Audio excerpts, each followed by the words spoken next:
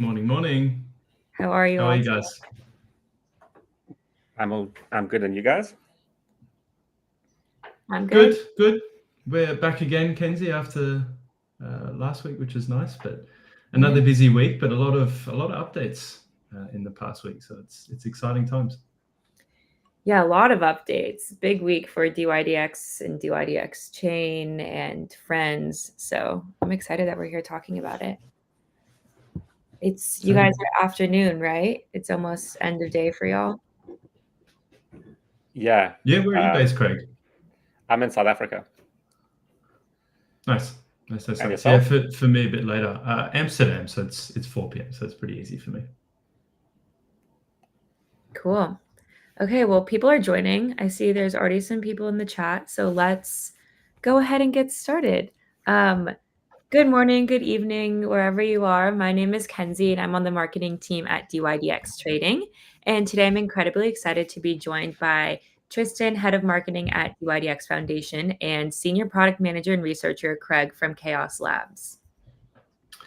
And also morning, afternoon, evening for some people. So really happy to join the call and very excited to talk through some updates and news about the 6-month launch incentive program powered by Chaos Labs.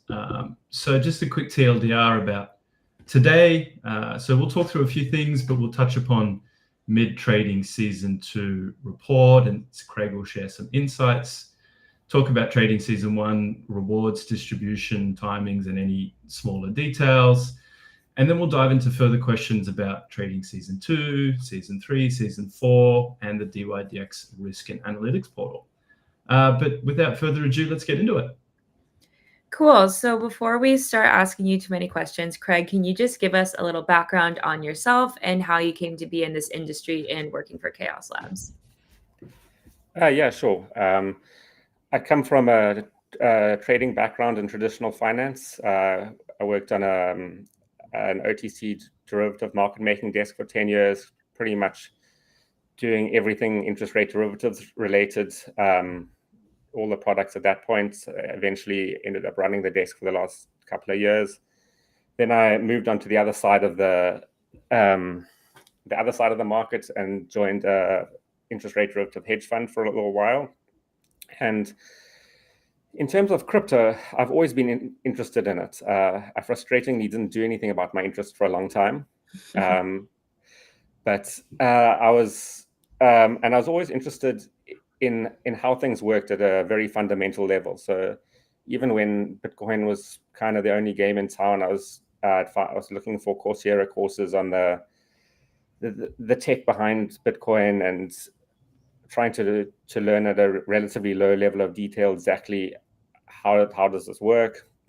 I once did some research to find out if there's anywhere in my area that accepts Bitcoin as payment at a restaurant, and I found a Belgian pub about an hour and a half from my house. So I took my wife out there for lunch one day, in Nice. what's turned out to be probably the most expensive lunch of my life. Yeah, I was gonna say, I feel like that maybe wasn't the best call.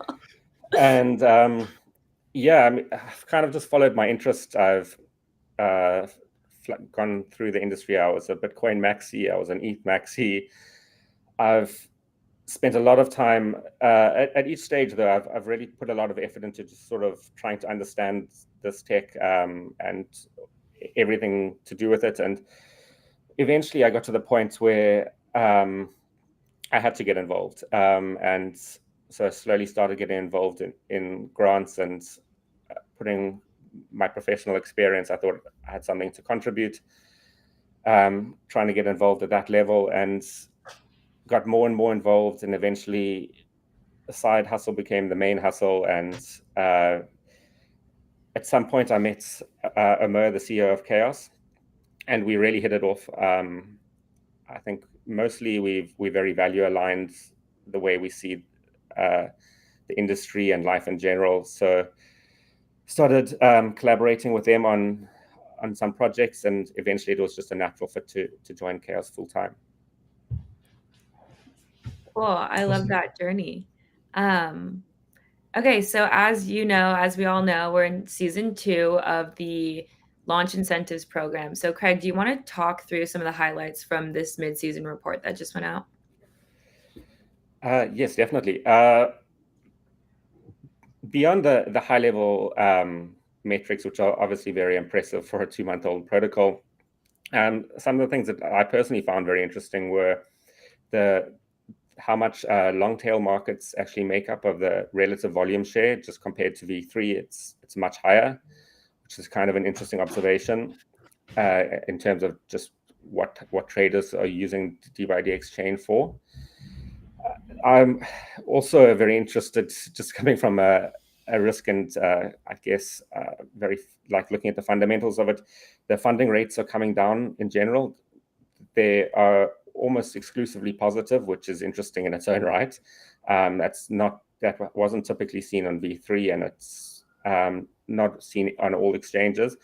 But I can tell you that in the first half of season 2, both the magnitude and the volatility of these funding rates is coming down, which is obviously a very healthy thing for traders. And the last thing that I just as from being involved in this program that I spent a lot of time on is just seeing the distribution of rewards, and it's concentrated a little bit more towards the middle in terms of the histogram around the number of traders fitting into each bucket, which I take as a very healthy sign that traders aren't just coming, doing a trade or two and leaving, they're actually putting in meaningful volume. Awesome. So just to talk a little bit more, I did kind of read the long tail markets continue to grow and contribute meaningfully to trading activity, which is interesting in a sense, right? But not sure if you saw, Craig, but there's a new market listing widget which just went live on the dYdX chain, which should make it easier for new markets to go live quickly and easily. Do you think this will have a positive effect on kind of the statement above around new long tail markets continuing to increase trading activity, and should that also drive further growth for the chain? Yeah, I love it. Many tokens have these short windows where there's a lot of attention on them and they're hot, and that's when a lot of the activity is going to happen. And I think dYdX just wants to bring those online as quickly as possible, and this seems like an excellent way of going about that. I see there's already a proposal up to onboard dupe, which is an excellent example of what I just mentioned. It's just launched with a lot of hype this week, and being quick to launch these new markets is great for user acquisition. Traders are looking for places that they can trade these new markets. The only other opinion, which might sound counter to this, but I'm 100% on board for this, is that adding new markets doesn't come for free, though. There's a shared insurance fund, and therefore there is the risk of some sort of market malfunction affecting the protocol more generally. So I just hope that validators and stakers take that into account when casting their votes, and just make sure that new markets do fit the criteria mentioned. Awesome, great points. Then I just want to talk a bit more about the different trading seasons in the launch incentive program. So we know that trading season 2 has introduced leagues. So there's platinum, gold, silver, and bronze, which is great. Have you noticed anything about trading behaviors with the introduction of leagues? There's now 75 winners across those 4 tiers. Honestly, the reaction spans the entire spectrum of different behaviors. Some users have been incredibly motivated by it, and there will 1000x their trading activity. Some have shifted their strategies from makers to takers, so they're doing the same volume, but they're nuancing it in that way, and possibly taking the fees into account. And there's even a couple of traders who have reduced their volume and are choosing to focus on P&L as opposed to just trying to get their volume up to earn rewards. All of those I think are positive reactions. What I really like about the trading leagues personally is that they motivate traders to put the time and effort into sort of investing in their own trading abilities and to learn the skill of trading, and that will turn them into long-term users. It's much stickier to have a more skillful trader who's put this time in than someone who's just splashing around, shall I say. And then the way the leagues are set up, as you mentioned, was to be as distributive as possible and to give traders of all sizes something to motivate, something that they can aspire to and that they can earn some meaningful rewards. Great point. Awesome. Yeah, so kind of on that note, we've noticed that there's been just a slight delay with distributing the season 1 rewards. Are there any insights that you could share on this? Yes, it was there were a few factors involved. The first is that the payload to distribute these rewards is it's of unprecedented size, and that caused a few issues when we were trying to get it to work on the test nets. Once those got resolved, eventually there were some issues submitting the proposal through the original multi-sig that had been set up for this purpose, which pushed us to a weekend, and we didn't want to submit the proposal on the weekend. So as soon as that passed, we submitted. Cool. Yeah, in the future, we expect this to be a lot smoother. Awesome. Yeah, it makes sense. First time, there's always some kinks to work out. So now people know what's going on with season 2, obviously, because we're in the middle of it. But what can traders expect from season 3 and season 4? We're putting a lot of work into interpreting the data and just working through this right now. The objectives stay the same, basically to grow the user base and user activity on dYdX chain. But how that gets implemented is going to most likely get tweaked.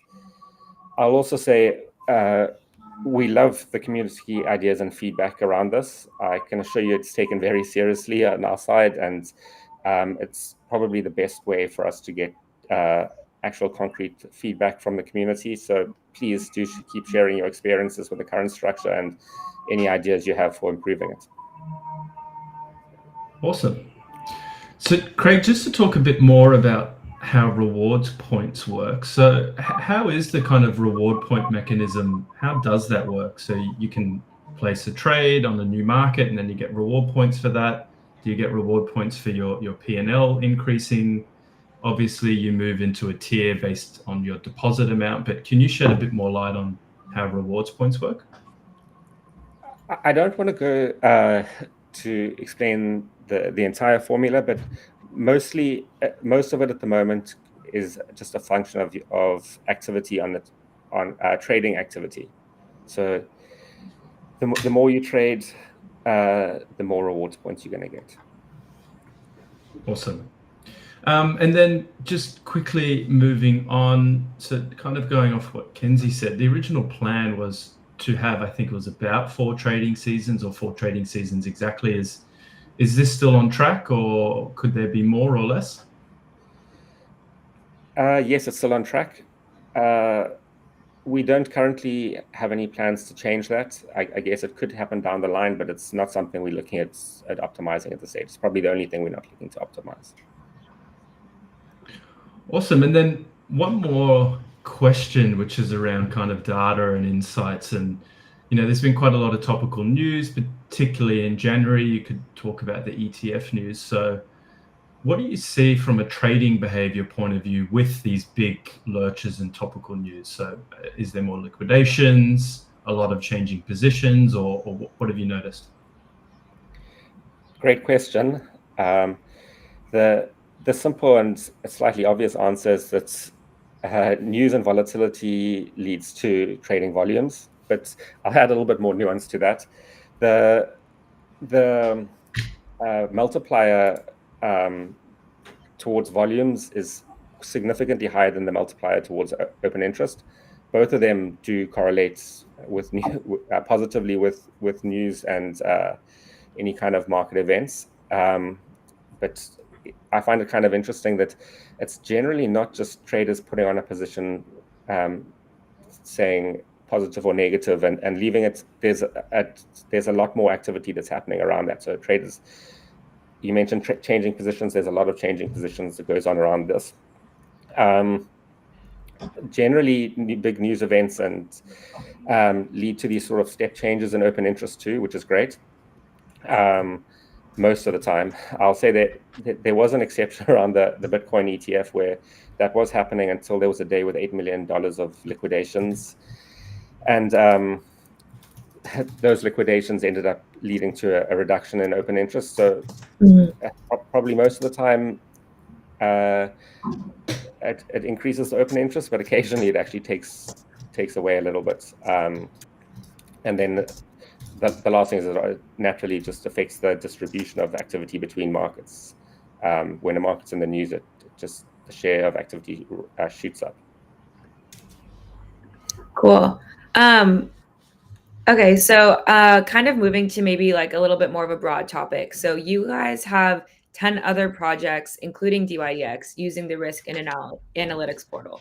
Do you guys think this is, setting an industry standard for transparency of data?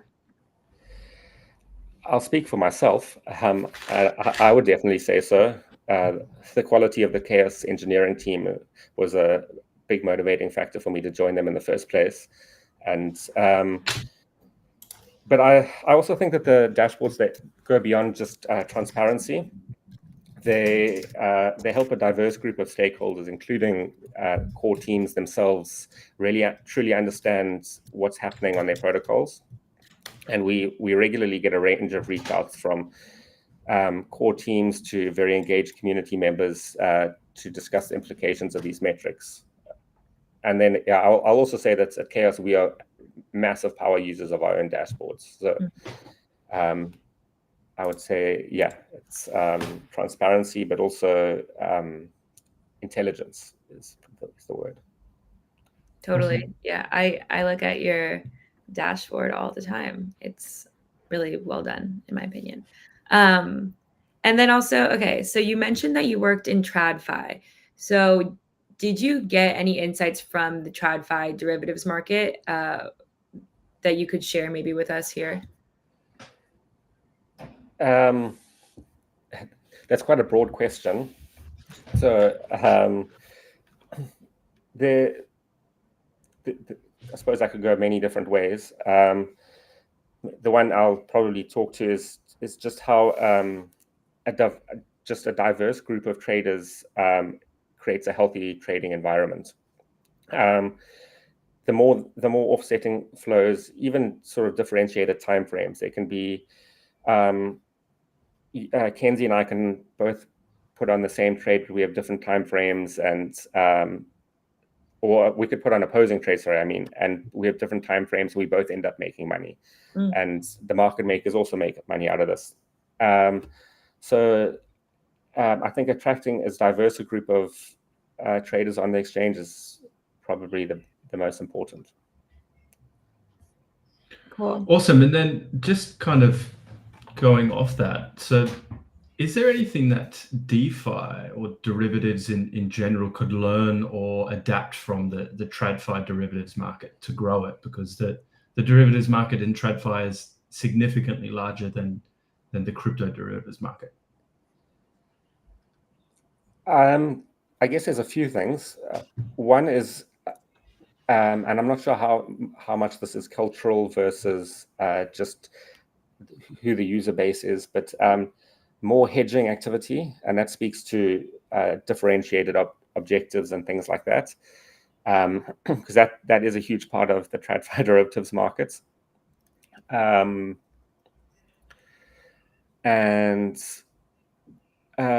there's probably also a little bit of education. The derivatives are just naturally more complex, and so it might just be a matter of time and take people to learn them. DeFi derivatives like perpetual futures, for example, are novel, and there isn't really an equivalent in TradFi. Awesome. Cool. Okay, so we've I think covered most of what we wanted to talk about with the launch incentive program. And, we like to ask those working in startups and this question at the end of our calls. So what advice would you give to any aspiring entrepreneurs looking to innovate in blockchain or DeFi? Also a great question. I think it's the same or similar advice to what I'd give any entrepreneur, and that's just focus on execution, speed of execution, and quality of execution. I'm quite a big fan of Frank Slootman from Snowflake, and he speaks about narrow the focus, increase the quality, and just keep doing that. You'll see the best teams in DeFi at the moment. If you look closely enough, they execute at an extremely high level at everything that they do. I think Chaos Labs and dYdX are excellent examples of this. And